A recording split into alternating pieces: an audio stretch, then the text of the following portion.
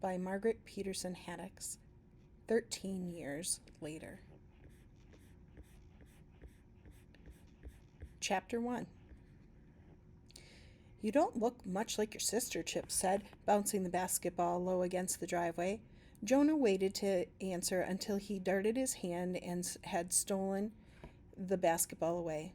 Adopted, he said, shooting the ball toward the backboard, but the angle was wrong and the ball bounced off the hoop. Really? You or her? Or both? Chip asked, snagging the rebound. Me, Jonah said, just me. Then he sneaked a glance at Chip to see if this made a difference.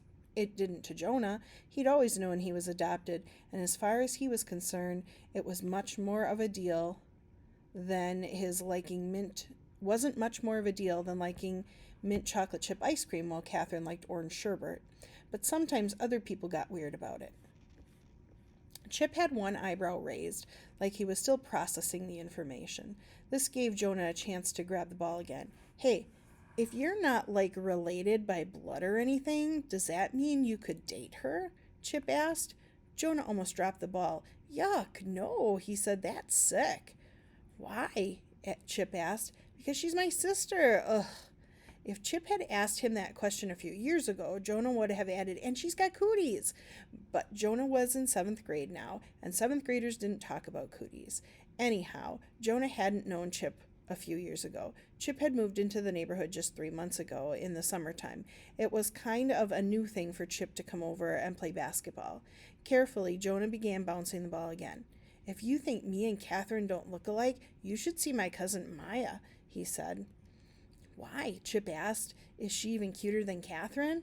Jonah made a face. She's only 4 years old, he said, and she's Chinese. My aunt and uncle had to go to Beijing to adopt her. He could remember the whole time Aunt Joan and Brad were arranging to adopt Maya, filling out the paperwork, sending away the visas, crossing dates off the calendar, and then buying new calendars to cross off new dates. His own mom and dad had spent a lot of time hugging him and exclaiming, "We're so lucky getting you, such a miracle." Catherine had been jealous. Jonah could just picture her standing in the kitchen at age 5 or 6, wispy blonde pigtails sticking out on both sides of her head, a scowl on her face, complaining, "Weren't you lucky to get me too? Aren't I a miracle?" Mom had bent down and kissed her. "Of course you're a miracle too," she said. "A big miracle.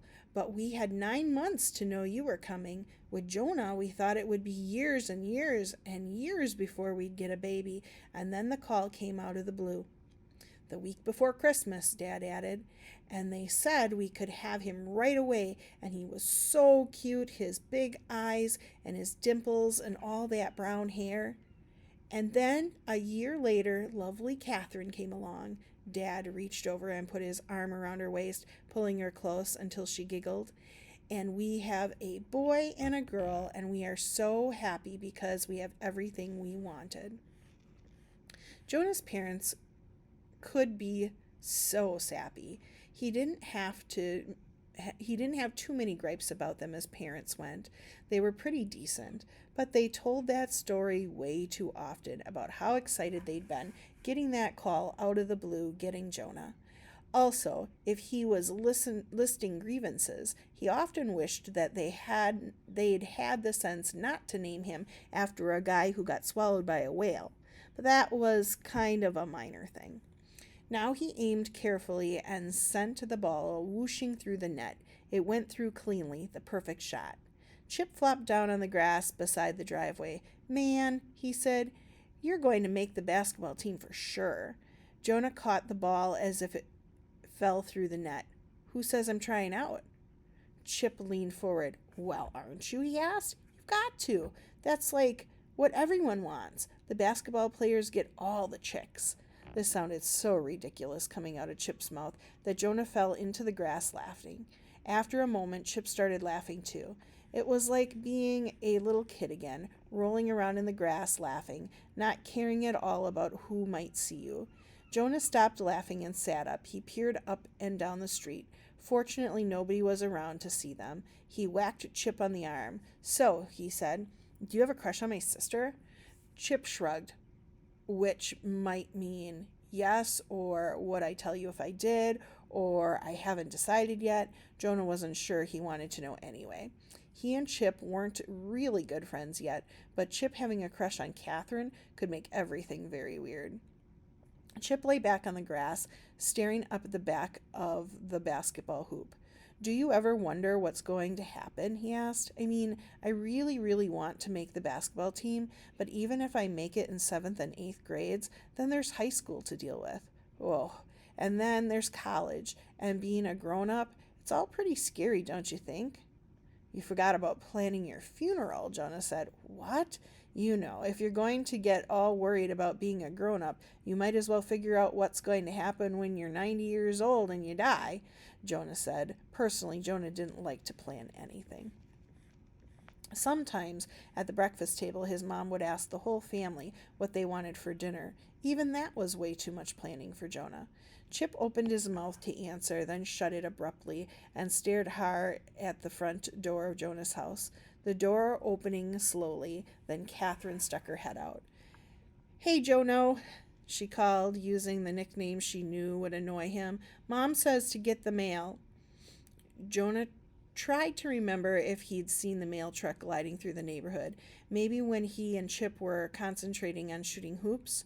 He hoped it wasn't when they were rolling around in the grass laughing and making fools of themselves, but he obediently jumped up and went over to the mailbox, pulling out a small stack of letters and ads. He carried the mail up to Catherine. You can take it on in to Mom, can't you? He asked, mockingly, or is that too much for Princess Catherine? After what he and Chip had been talking about, it was a little hard to look her in the eye. When he thought about the name Catherine, he still pictured her as she'd been a few years ago, with pudgy cheeks and those goofy-looking pigtails.